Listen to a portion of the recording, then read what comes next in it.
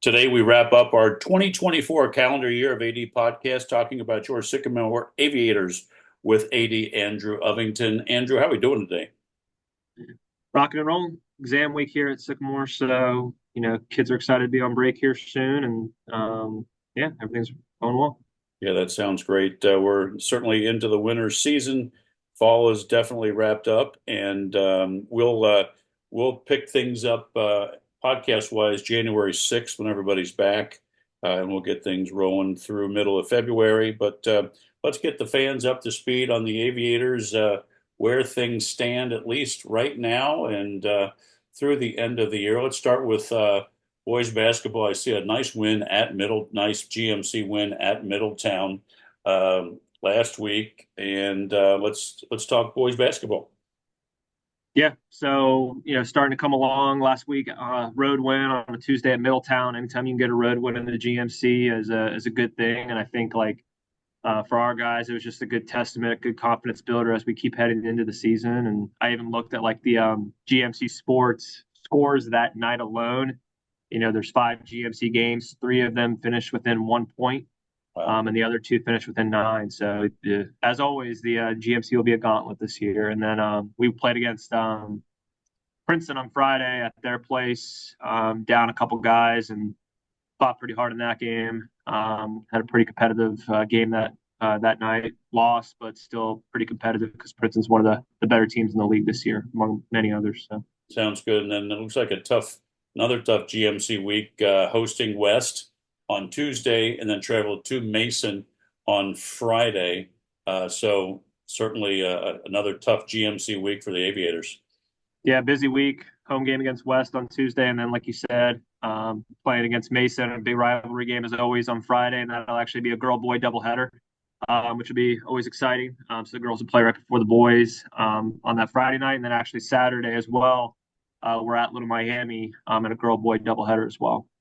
And I know one of the things that we wanted to tee up is instead of just practicing through the break, they'll get a chance to play at a great venue down at Cintas Center on the campus of Xavier University against Harrison. So that'll be fun on Friday, December 27th. Yep, yep. Always a good event. We played there the last couple of years, so always a fun time for our guys to play on the college court. It's always a cool experience. One of the things I love about GMC basketball is your arenas in your league.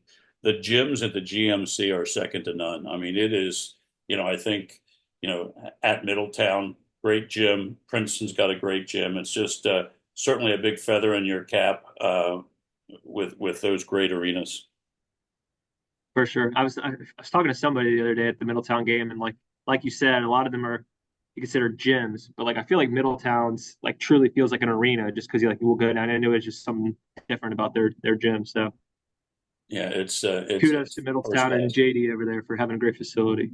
Yeah, it's fantastic. Good luck to the boys as they finish out the year and get to play at Cintas on the 27th. That'll be fun. Let's go to the girls' side. Talk girls basketball. Yeah. So girls, they play tonight against Lakota West. Lakota West always one of those tough teams in the GMC. And then, like I said, they have the boy girl doubleheader with our boys on Friday and Saturday. And then last week playing Princeton really tough on the road. Princeton I think finished 23-4 last year and returned pretty much most of their roster. And so for us to be competitive in that game, I think last year we lost by 30 or so points to them in those games. So this year being pretty close and competitive shows our girls are kind of trending in the right direction. So I know they're looking forward to this week and continuing that trend. And over break, even they're taking a little trip down to Tampa for a tournament. So I know they're excited about that as well. Yeah, and that's a big time tournament, the Christmas Invitational down at Tampa. They bring in some really good teams, so that'll be great experience, a good bonding trip for the team, and they uh, that should be a great break for the girls team. Yep, absolutely.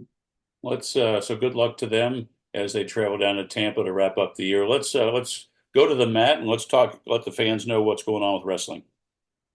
Yeah, so our boys and girls wrestling teams are in the thick of things right now. They both competed last Friday at Loveland in a dual match, which is a pretty cool event. Loveland does a in-school assembly for their match against us. Wow. which is really cool. So the gym is packed, kids are there watching, cheering. So that was a pretty fun event, I know, for us to be involved with. So pretty cool on that end. And then our girls competed in the Eaton Invitational over the weekend and then got second place, which is really exciting for them. You know, they're obviously training in the right way, but out of 26 teams, they finished second. So that's just super exciting for them. I know the girls are really excited, and kudos to Coach Arnold and Coach Plutz for all the work they're doing with our girls. So when Loveland does the full assembly for wrestling, is there just one mat in the middle of the floor, and then everyone's just focused on that one duel right there? You got it. Yep, one mat right in front and center, and they'll announce the weight class and who's competing, and they get after it. And it's fun. It's fun because the kids get really into it, especially if like there's a big pin down or anything like that. Like the kids get pretty excited, so it's fun. Well, that's great for the sport too, because typically if you go to a wrestling match, usually it's mom and dad and maybe a girlfriend that sit in the stands. They don't get they just don't get a huge attendance, so that's great for the sport. Absolutely, totally agree. Yeah, that's awesome. All right. Well, good luck to them. And as they start tapering the first of the year and get ready for team and individual state runs for wrestling, let's dive into the pool and talk swimming and diving for the Aviators in their own pool this year. Yep. Yeah, so they've done a couple dual and try and quad matches the last couple weeks. We've hosted some home events, which has been really cool for our athletes to obviously be here at home instead of traveling over to Princeton. And Right. this week they get to travel on Friday and Saturday. They're heading up to Toledo St. Francis in the Northwest Classic at Bowling Green.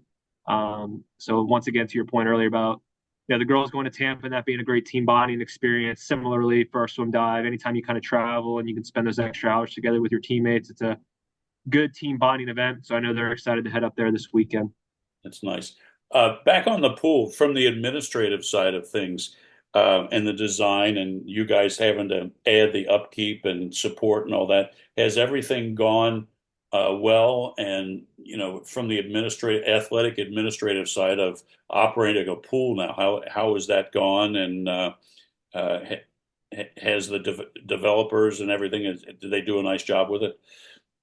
I mean, they did an outstanding job. Like, for me, I walked in towards the very, very tail end of everything. So I didn't go through all the muck and grind that the people before me had to, but all the planning and preparation and the attention to detail throughout the entire place is truly remarkable. And it's just been really fun. You have odds and ends things here and there. Sure. But I mean, it looks great every time, like where it's located in the front of the building. Anytime somebody walks into the building, it's like the first thing you see. It's like almost like a statement piece, right? So, I know everybody speaks highly of it. We're very excited about it. Our kids, parents, everybody loves it. So we're just, very, very appreciative. Yeah, that's great.